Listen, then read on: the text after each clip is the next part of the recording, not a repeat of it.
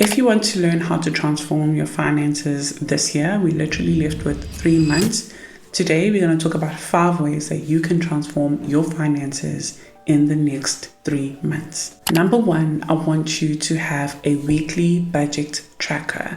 So I don't want you to just budget for the entire month, but actually what you need to be doing is budgeting your money every single week. So you can pick a Monday or you can pick a Sunday, whatever makes sense to you, even a Saturday to plan for Sunday onwards. But pick one day of the week between Saturday, Sunday, or Monday and track what you will be spending this coming week. Actually have goals and be like, I am only going to spend this much on food. I am only going to spend this much on transport. In that way, you are telling your money where it needs to go. You have a direction. You also need to have a miscellaneous fund in that tracking because life does happen. Things do happen. Things do pop up, but you don't want that to take you off budget. Set yourself up for success by having a miscellaneous fund, a safety fund. So if something does end up popping up, you are not going off budget. You are using that miscellaneous fund. And I know it's difficult to do this, especially in South Africa when you get paid once a month, where when I was working overseas, we used to get paid weekly. So that's how I came with the perspective and the mindset of weekly budgeting, even though I went into a job that paid me monthly. So I want you to try and divide your income into weeks and have your high priority bills that go off as a debit order when you get paid. But then everything else like your food and your petrol, you cannot budget that for the month because what ends up happening is you needing to top up some food, you needing to top up some petrol or some stuff that you need to do at the petrol station or at the groceries. You probably need some more fruits or your child needs more stuff for the lunchbox or whatever it is. So you want to make sure that you set yourself up for success by budgeting for the week, having a weekly tracking system. Number 2, I want you to start creating a debt payoff plan. How do you do that? Is listing all your debts, actually knowing exactly how much is it that you are owing. Listing all of that, even if it is owing a friend, even if it's a loan shark, even if it is a car, a store card, a phone, those kind of things. I know you feel like you own it, but actually if you're still owing a balance to the bank, you actually owe someone. So you must list that. Put exactly who do you owe, how much in total do you owe them, and how much do they require from you every single month? What is the interest on that? And then calculate how much of that is the total that you owe in debt and how much is the total that is required from you every single month. Once you know, you're going to then decide if you're going to go with the snowball method or you're going to go with the avalanche method to pay off your debt. If you go with the snowball method, it means you're paying off the debt with the slowest amount first. If you're going with the avalanche method, it means you're going to pay off the debt with the highest interest first, which is the method I prefer, just because when you put everything on my tracker, if you'd like my budget tracker, that will show you clearly out of how much you owe, how much you're paying every month, and your interest. This is how much is actually going to be going into interest, and this is how much is actually going to be going into the balance. Once you see how much the interest is, naturally you're going to want to pay that one off first because you're like, oh my gosh, I'm going to end up paying this much into interest. There is no way. So you want to attack that one first. But if you have probably like 10 little debts that you have listed, then you want to get instant gratification. You kind of want to see them go away because you are over these debit orders. Then work on the snowball method and then change as time goes by to the avalanche method. While I know that this can be very overwhelming, it's a lot of information. We are not taught in school. Our parents don't even know how to manage their finances because they were also not taught in school.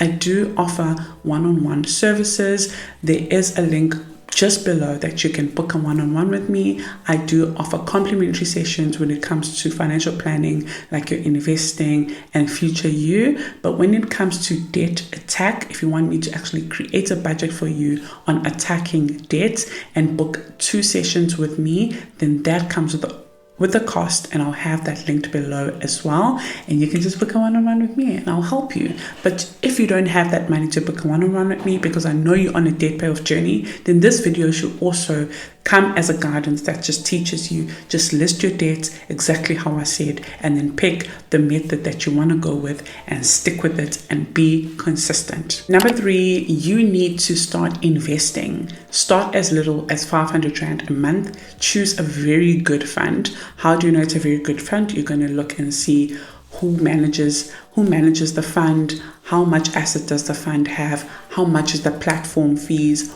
all of that information. And if you want me to help you with that, like I said, I do offer complimentary sessions when it comes to your investing, building wealth, and all of that. I'll have that link below, or just comment invest and I'll send it directly to you, and we can book a one-on-one and have a look at the different funds according to your goals, according to your risk tolerance. You need a financial planner who will help you with things like that, and I'm happy to say that I can offer a complimentary session for that. But you want to start making your money work for you. Put that money to work. You're working so hard for 30 days. You're getting paid to do what? To just pay bills and that's it? No. Set aside a little bit of money that you're going to put into a great fund that will make your money grow, that will make your money work for you. So in the future, you can accumulate wealth. You can grow your net worth. You can use that to buy a big purchase. You can use that for your children's universities or whatever plans that you have for the future.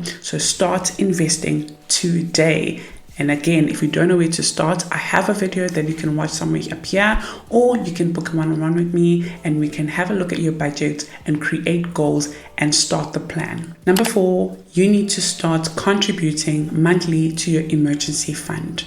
The reason why you are using your credit card is because you need money now. So if you had to, for example, get in a pothole and you need a new car tire, what are you going to do? You end up using a credit card because you don't have the emergency fund now for those kind of emergencies. So you want to build your emergency fund. I always recommend starting with your income. So for example, if you earn an income of 20,000 a month, you want to try and save 20,000 in your emergency fund. But that will give you a peace of mind because you will know that you are now 1 month ahead on income, and then try and build it up to 3 to 6 months of income so you have 6 months of income ahead. Lastly, number 5 is to give with a good heart. Whether you're giving to a church, whether you're giving to friends, whether you're giving to a charity, whether you're giving to your family, but give with a good heart.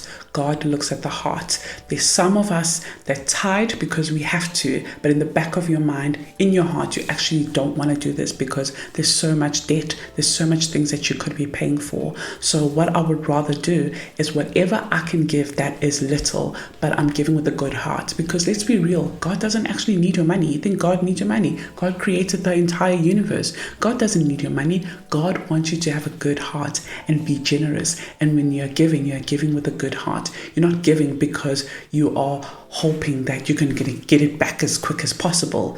But that doesn't mean you're not going to get it back. So let me tell you, what am I referencing right now, which is in the book of Luke. We've got Luke 6 verse 38 and Luke 16 verse 10. So maybe you can meditate on those today. Let's start with Luke 6:38, which says, "Give and it will be given to you, a good measure, pressed down, shaken together and running over will be poured into your lap. For what measure you use, it will be measured to you." So basically, the seed that you are planting, you are going to enjoy the fruit. What you reap is what you sow. So now let's go into Luke 16, which is probably my favorite. Luke 16:10. "Whoever can be trusted with very little can also be trusted with very much." So God has given you a salary that you right now feel like is not enough. But with the little that you have, He has entrusted you to give with a good heart when you can give. And when you give, just be thankful that I'm thankful that I earned an income to be able to give. And I pray that my income increases so I can give more. So choose to give with a good heart. And the more you decrease your liabilities, the more you decrease what you owe, so decreasing your debt, the more you have in your money, because now you have gotten rid of these minimum payments, you have more money. That means you have more to give, and God will bless you with more. I hope you enjoyed today's video, and this is how you're going to transform your finances. I'm currently in my journey as well, and if you enjoyed this type of content, please do subscribe, share it with a friend, and I'll see you on the next one. Bye.